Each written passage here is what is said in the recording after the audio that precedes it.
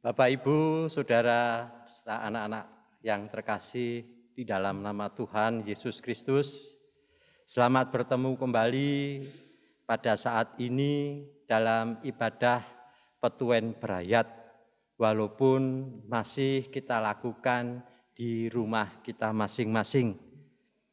Untuk itu, Bapak, Ibu, Saudara terkasih, mari kita masuk di dalam ibadah Petuwen dengan bersama-sama kita menundukkan kepala, mohon pertolongan Tuhan. Ibadah keluarga pada saat ini kita lakukan bersama berlandaskan anugerah dan kasih setia dari Tuhan Allah Bapa, Tuhan Yesus Kristus Sang Putra, serta persekutuan Roh Kudus kiranya menyertai kita sekalian. Amin. Mari Bapak, Ibu, Saudara yang dikasihi Tuhan, kita sambut dengan bersama-sama memuji nama Tuhan dengan kidung Pasamuan Jawi nomor 14, bait 1 dan 3. Kulo samyo tetunggilan.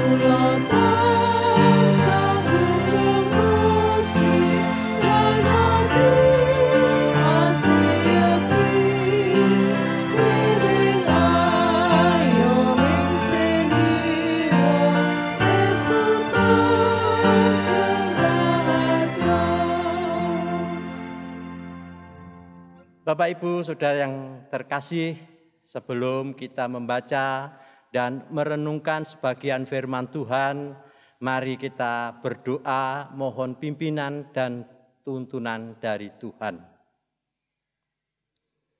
Segala puji syukur kami naikkan kehadirat-Mu ya Allah, yang kami imani dan kami sembah dalam nama Tuhan Yesus Kristus. Puji syukur kami naikkan kehadirat-Mu ya Tuhan, atas pemeliharaan dan penyertaan-Mu di dalam kehidupan kami, mulai hari ini, mulai pagi hingga saat ini, sehingga kami semua dapat melakukan aktivitas kami masing-masing dengan baik. Ya Tuhan, perkenankan kami juga mengucapkan puji syukur dan terima kasih atas berkat-berkat-Mu yang senantiasa melimpah di dalam kehidupan kami hari lepas hari hingga saat ini. Lebih-lebih pada saat ini Tuhan telah mempertemukan kami di dalam ibadah Petuwen Brayat, walaupun di rumah kami masing-masing dalam keadaan sehat, tidak kurang suatu apapun. Kami yakin dan percaya bahwa ini semua karena kasih setia-Mu kepada kami semua. Namun demikian ya Tuhan, kami menyadari di dalam kehidupan kami masih sering melakukan hal-hal yang kurang berkenan di hadapan-Mu. Baik ucapan, angan-angan, terlebih tindak tanduk kami. Oleh karena ya Tuhan, seberapa besar dosa dan kesalahan kami mohon pengampunan-Mu.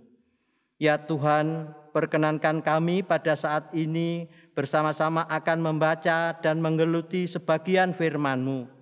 Kiranya Tuhan sendiri yang bersabda, Tuhan berkenan membuka hati dan pikiran kami, sehingga kami dapat mendengarkan firman-Mu.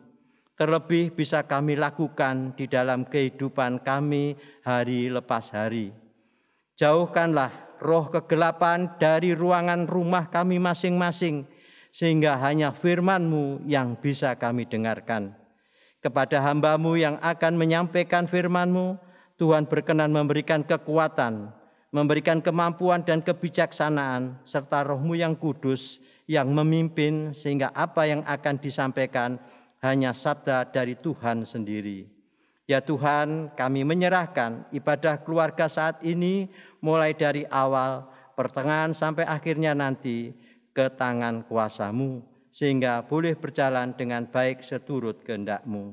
Melalui Putra-Mu yang tunggal, Tuhan kami Yesus Kristus, kami telah berdoa. Amin. Bapak, Ibu, Saudara, dan anak-anakku yang terkasih, bacaan pada saat ini diambilkan dari Injil Lukas 21 ayat 36. Injil Lukas pasal 21 ayat 36 yang demikian firman-Nya. Berjaga-jagalah senantiasa sambil berdoa, supaya kamu beroleh kekuatan untuk luput dari semua yang akan terjadi itu, dan supaya kamu tahan berdiri di hadapan Anak Manusia. Sungguh berbahagia bagi setiap orang yang dengan penuh setia membaca firman Tuhan, memahami, merenungkan, dan menggelutinya, terlebih dapat melakukannya di dalam kehidupannya sehari-hari. Amin. Bapak, Ibu, saudara-saudara yang dikasihi Tuhan, seorang bapak mengajarkan nilai hidup kepada anaknya dengan cara unik. Kalau anaknya ingin makan rambutan, kebetulan mereka punya tanaman rambutan di pekarangan, maka ayahnya akan berkata, "Sana, ambil, sana memanjat sendiri dan petik sendiri." Begitulah setiap kali musim rambutan, ketika anaknya minta buah rambutan, sang bapak langsung menyuruhnya memetik sendiri. Sahabat-sahabat bapak, orang tua ini berkata, "Tega sekali kamu, masa anakmu minta rambutan, kamu suruh dia untuk memanjat sendiri?" Tetapi bapak itu menerangkan bahwa dia sedang mendidik anaknya. Dia hendak menanamkan pemahaman mengenai pohon rambutan. Karena itu, sejak anaknya mulai bisa memanjat, dia harus bisa memetiknya sendiri. Pemahaman yang dimaksud adalah bahwa buah rambutan itu bukan sesuatu yang ada dengan sendirinya, bukan barang yang muncul secara tiba-tiba. Ada sumbernya, yaitu pohon rambutan itu sendiri. Pada saat anaknya berusaha memanjat, disitulah proses pemahaman terjadi. Dia berinteraksi dengan pohon itu, sehingga pada waktu dia menikmati buahnya, dia sudah bisa membayangkan dan bahkan mampu menghayati pohon yang menghasilkan buah itu. Betapa bijaksananya orang tua ini. Dia mendidik anaknya memahami sesuatu sebelum mendapatkannya. Banyak orang tua yang gagal paham di sini. Mereka menyediakan semuanya bagi anak-anaknya tanpa mengajarkan sesuatu nilai atau proses yang berliku di balik semua itu. Akibatnya banyak orang tua merasa sedih dan kecewa ketika anak-anaknya tidak menghargai segala upaya yang mereka lakukan. Kenapa umat Israel harus mengalami proses panjang sebelum sampai ke tanah perjanjian? Karena Allah ingin mengajar dan menanamkan nilai-nilai hidup utama kepada mereka dalam perjalanannya yang berliku-liku itu. Kenapa Tuhan mengizinkan kita mengalami banyak penderitaan, kita banyak mengalami kesulitan dalam perjuangan hidup kita? Karena Tuhan ingin kita menyadari betapa berharganya kasih dan anugerahnya yang dilimpahkan di setiap akhir perjuangan kita. Dengan begitu kita akan memiliki rasa syukur yang tiada tara. Bapak, Ibu, Saudara, dan anak-anak yang terkasih, anugerah Tuhan itu sungguh indah. Kita patut mensyukurinya, termasuk karunia hari kedatangan Tuhan. Umumnya orang membayangkan hari itu sebagai saat yang mengerikan. Sebenarnya tidak demikian. Hari Tuhan atau hari kedatangannya adalah hari anugerah. Di saat itulah kita semua akan diberi penghargaan atas dasar iman percaya kita. Namun sebelum sampai kepada hari Tuhan, akan terjadi banyak kesulitan, akan terjadi banyak penderitaan, perubahan-perubahan akan terjadi di mana-mana, dan kesulitan-kesulitan akan mengitari kehidupan kita. Bukan kesulitan yang biasa, bukan pula sekedar kesulitan ekonomi dan lain-lainnya, dan juga bukan sekedar kesulitan keamanan. Ini kesulitan paling berat yang pernah terjadi di muka bumi, di mana kita akan mempertaruhkan iman percaya kita. Tuhan mengizinkan semuanya terjadi untuk menguji iman kita, juga untuk menyadarkan kita betapa istimewanya hari Tuhan itu. Sehingga untuk sampai ke fase itu, kita berjuang dan siap diuji oleh keadaan-keadaan yang buruk. Kapan itu akan terjadi? Kita tidak akan tahu. Bisa jadi besok, ataupun lusa, minggu depan, atau bulan depan, ataupun bahkan tahun depan. Bisa jadi hanya Tuhan yang tahu. Kita tidak perlu gusar karena Alkitab tidak memberikan info atau kronologis mengenai hari itu. Kapanpun itu terjadi, Tuhan meminta kita untuk berjaga-jaga sambil berdoa. Bagaimana kita mewujudkan sikap berjaga-jaga itu? Pertama, jagalah hati.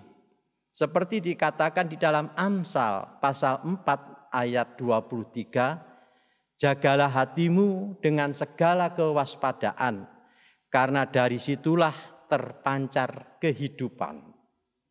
Dalam kondisi baik mungkin kita dapat, tetapi bagaimana menjaga hati dalam kondisi penuh tekanan? Tetap jaga hati dalam kondisi baik maupun tidak baik. Ketika kita mampu menjaga hati, maka setiap kali menghadapi kondisi buruk akan ada hikmat yang diperoleh sebagai penguat jiwa. Ada seorang petualang, dia sedang dalam pengembaraannya. Ketika melintasi padang yang luas, dia merasa sangat lelah, dia merasa sangat haus. Dia terus melangkah sampai akhirnya tiba di bawah sebuah pohon kelapa. Ternyata di atas pohon kelapa itu ada seekor monyet yang bertingkah agak nakal.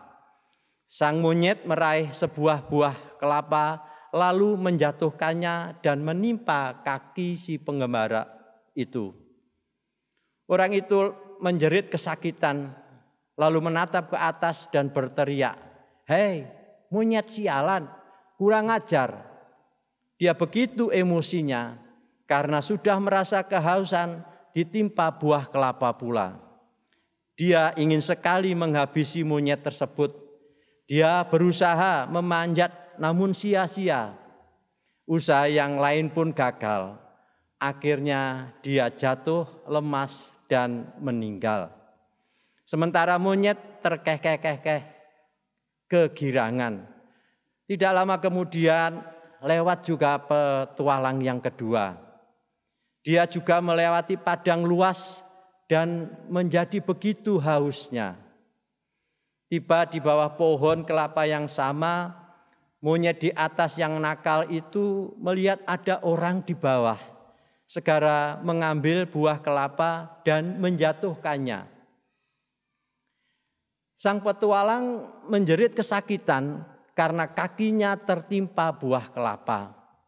Ketika dia melihat buah kelapa, dia bersyukur. Sambil menahan rasa sakit, ia berkata dalam hatinya, "Puji syukur, puji Tuhan, saya mendapat buah kelapa. Saya bisa minum darinya." Lalu dia membelah buah kelapa tersebut dan meneguk airnya. Dahaganya pun teratasi. Bapak, Ibu, Saudara, dan anak-anak yang terkasih, datangnya penderitaan sering membuat orang pusing tujuh keliling. Dalam kondisi seperti itu, jika ada yang menekan atau bertindak yang menjengkelkan, kita pasti akan marah. Bahkan ada yang bertindak brutal. Tetapi orang berhikmat selalu mencari pelajaran dari sebuah peristiwa yang berat. Dari setiap persoalan yang muncul dalam hidupnya, orang seperti ini akan diperkuat hati dan jiwanya dalam mengatasi masalah dan penderitaannya.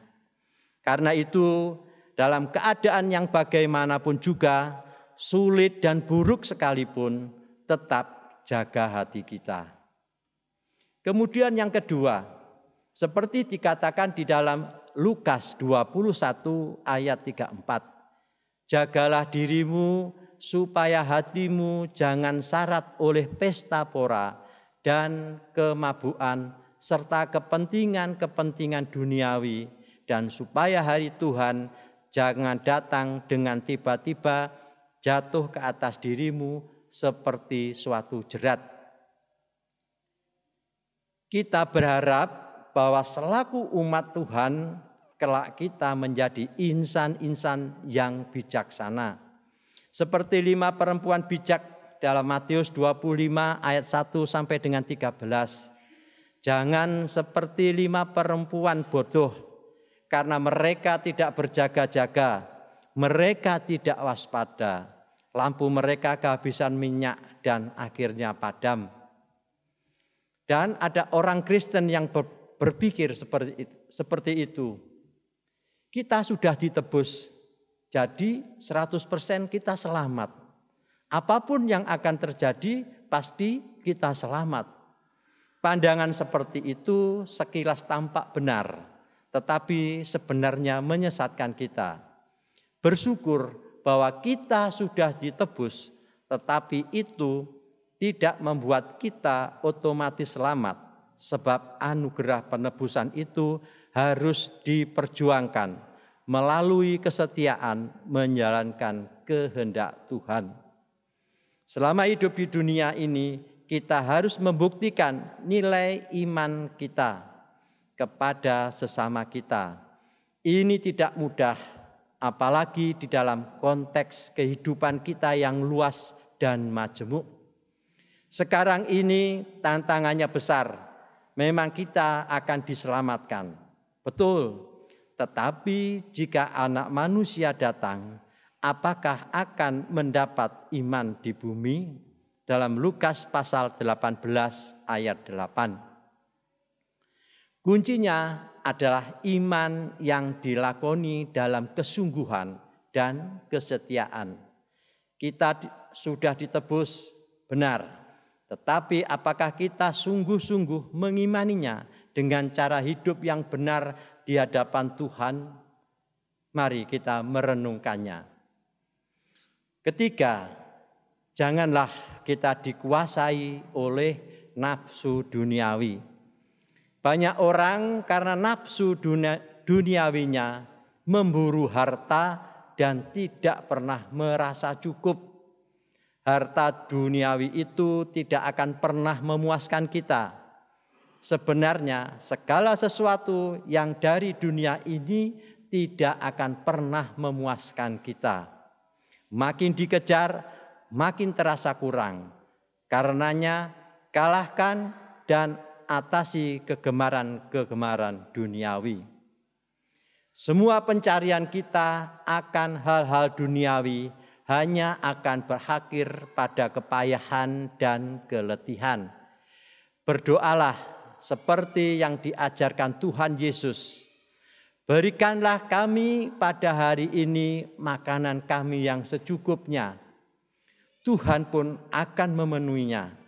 Setiap makanan dan setiap pemberian yang berasal dari Tuhan melahirkan rasa bahagia, tidak akan membuat kita letih, tidak akan membuat kita merasa lesu dan berbeban berat. Jadi berjaga-jaga dan berdoalah dalam segala keadaan. Jika kita menghadapi situasi berat, semua itu adalah ujian terhadap iman kita. Dan di balik semua proses ujian itu, Tuhan sedang mendidik kita untuk mengerti dan menyadari betapa besarnya karunia kehidupan dan keselamatan yang disediakannya bagi kita. Kami ulangi lagi Lukas pasal 21 ayat 36. Berjaga-jagalah senantiasa sambil berdoa, supaya kamu beroleh kekuatan untuk luput dari semua yang akan terjadi itu, dan supaya kamu tahan berdiri di hadapan Anak Manusia. Tuhan memberkati. Amin. Bapak, Ibu, Saudara, dan anak-anakku yang dikasihi Tuhan, sebagai ungkapan rasa syukur dan ucapan terima kasih, mari kita mengumpulkan persembahan. Bersamaan kita mengumpulkan persembahan, kita pujikan KPJ nomor 179 bait 1 dan 2, Pisungsung kagem Gusti.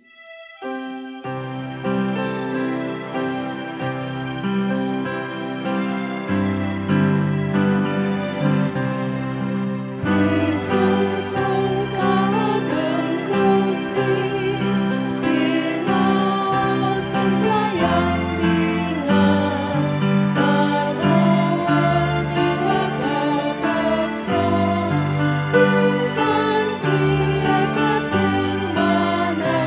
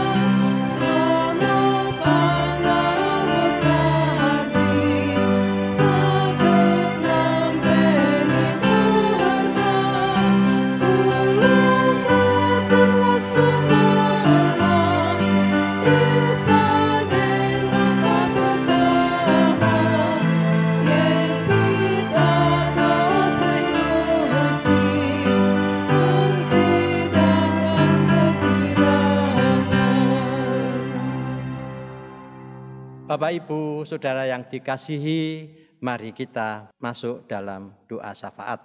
Mari kita berdoa. Kembali kami datang menghampiri hadirat-Mu ya Tuhan. Kami mengucapkan puji syukur dan terima kasih karena Tuhan telah berfirman kepada kami saat ini. Tuhan boleh mengingatkan kami dalam kehidupan kami sebagai sesama anggota keluarga Allah. Kami harus memiliki komitmen untuk senantiasa berjaga-jaga dan berdoa dalam segala keadaan. Jika kita menghadapi situasi berat, semua itu adalah ujian terhadap iman kita. Kiranya Tuhan memampukan kami untuk senantiasa berpegang teguh dengan iman yang kokoh untuk dapat melakukannya.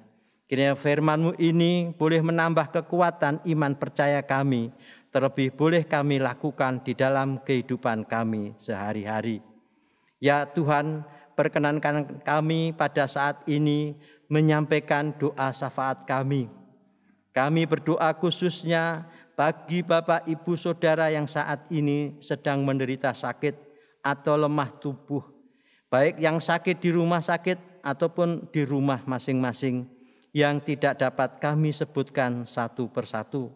Ya Tuhan, kami yakin dan percaya bahwa Tuhan tidak akan meninggalkan mereka dalam kesendiriannya.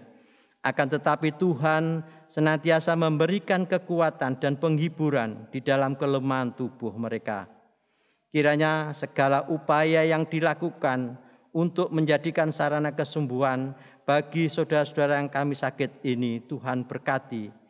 Terlebih bagi para keluarga yang merawatnya, kiranya Tuhan memberikan kekuatan, kesetiaan, dan kesabaran di dalam merawat keluarganya yang sakit. Ya Tuhan, perkenankan kami berdoa bagi anak-anak yang saat ini masih dalam bangku sekolah, bangku pendidikan. Kiranya Tuhan memberikan kepandaian, memberikan kebijaksanaan, keterampilan, sehingga anak-anak kami boleh menyelesaikan setiap tugas pelajarannya dengan baik, dan pada akhirnya anak-anak kami boleh mewujudkan apa yang dicita-citakan seturut dengan kehendak-Mu. Bagi anak-anak yang saat ini sedang mencari pekerjaan maupun jodoh teman hidup, kiranya Tuhan berkenan memberikan berkat untuk dapat segera memperoleh pekerjaan maupun jodoh yang diidamkan seturut dengan kehendak Tuhan. Ya Tuhan, perkenankan kami juga berdoa bagi setiap kegiatan gereja-Mu, khususnya saat ini di tengah-tengah merebaknya pandemi COVID-19, sehingga banyak kegiatan kami yang tertunda kami laksanakan. Namun kami percaya bahwa Tuhan tetap memberkati semuanya sehingga dapat berjalan dengan baik seturut dengan kehendak-Mu. Demikian juga kami berdoa bagi bangsa dan negara kami. Kami berdoa untuk setiap situasi negara kami yang saat ini masih berupaya untuk menangani merebaknya virus corona yang membutuhkan penanganan yang lebih baik lagi. Sehingga negara kami segera terlepas dari wabah corona saat ini yang menyebabkan situasi kurang nyaman. Kiranya Tuhan ikut campur tangan dalam menyelesaikan setiap perkara yang ada, sehingga dapat mewujudkan situasi yang lebih baik lagi. Kami berdoa bagi setiap pimpinan mulai dari yang teratas sampai dengan yang terbawah sekalipun. Kiranya Tuhan senantiasa memberikan kemampuan, kebijaksanaan bagi para pemimpin sehingga dapat menjalankan setiap tugas yang diembannya dengan baik. Ya Tuhan, pada ibadah keluarga saat ini kami juga telah mengumpulkan persembahan sebagai ungkapan syukur kami yang kami ambilkan sedikit dari berkat-Mu yang melimpah bagi setiap kehidupan kami. Oleh karena ya Tuhan, kiranya Engkau berkenan untuk memberkati persembahan ini sehingga berguna dan bermanfaat untuk kelebaran kerajaan-Mu di bumi. Bagi tangan-tangan yang telah mempersembahkan, kiranya Tuhan senantiasa memberikan berkat yang berlipat. Dan terkhusus bagi saudara kami yang telah dipercaya untuk mengelola persembahan, kiranya Tuhan berkenan memberikan kemampuan, memberikan kebijaksanaan dan rasa takut akan Tuhan, sehingga dapat mengelola persembahan ini dengan baik. Ya Tuhan, kalau sebentar kami akan mengakhiri ibadah Patuen ini dan selanjutnya kami menyerahkan kehidupan kami masing-masing sepenuhnya ke tangan kuasa-Mu, agar kami dapat melanjutkan aktivitas kami dengan baik seturut kehendak-Mu. Demikian ya Tuhan, seru doa permohonan dan ucapan syukur ini kami naikkan berlandaskan iman percaya kami pada Putra-Mu yang tunggal, Tuhan kami Yesus Kristus. Amin. Mari Bapak Ibu Saudara yang terkasih, kita mengakhiri ibadah Patuen Brayat kali ini dengan bersama-sama memuji kembali dari KPJ nomor 124 bait 1 dan 2. Kulo saestu nderek Gusti.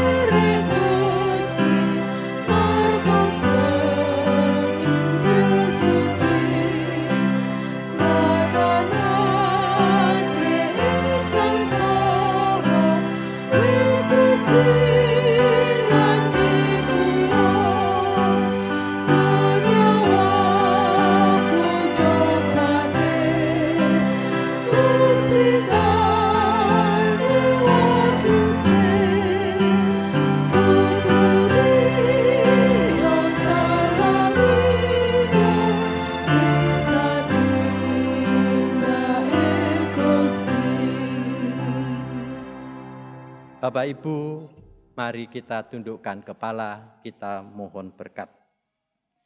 Kasih dan damai sejahtera dari Allah Bapa, Tuhan Yesus Kristus Sang Putra, serta persekutuan Roh Kudus, kiranya menyertai kita sekalian dari saat ini sampai Maranatha. Amin. Demikian Bapak Ibu Saudara yang dikasihi, pelayanan Patuen Brayat pada saat ini kiranya kita diberkati oleh Tuhan. Amin.